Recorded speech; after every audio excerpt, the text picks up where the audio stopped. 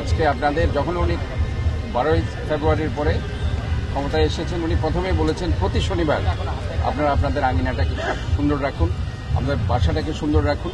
তাহলে আমরা একটা সুন্দর শহর কিংবা সুন্দর রাষ্ট্র আমরা করতে পারব। আজকে আমি যে জিনিসটা মাননীয় জেলা প্রশাসক, বিভাগীয় কমিশনার সাহেব সহ এখানে যারা আছেন, আমি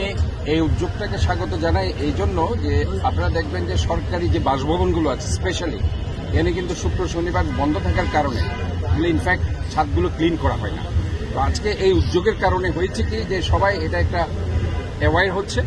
এবং আমরা যদি অভ্যাসে পরিণত করতে পারি তাহলে এই যে ডেঙ্গু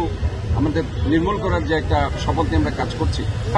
এই সচেতনতার মাধ্যমে একটা clean green healthy safe city গড়া এবং চট্টগ্রাম গড়ার লক্ষ্য নিয়ে আজকে আমরা কাজ করে যাচ্ছি এবং আমরা মনে করি এইভাবে যদি আমরা শহরটাকে সুন্দর রাখতে পারি, জেলাগুলোকে সুন্দর রাখতে পারি, তাহলে পরে আমরা একটা সুন্দর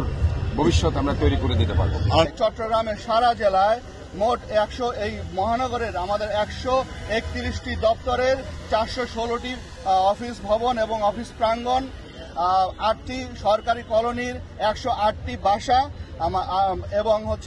সারা উপজেলায়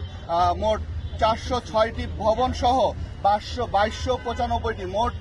প্রায় 3300-র মতো ভবন পরিষ্কার, ছাদ থেকে শুরু করে আঙিনা পরিষ্কারের কার্যক্রম আমরা গ্রহণ করেছি। আপনারা জানেন যে এই অপরিষ্কার বা সেখানে পানি জমে থাকলে ডেঙ্গুর একটা প্রভাব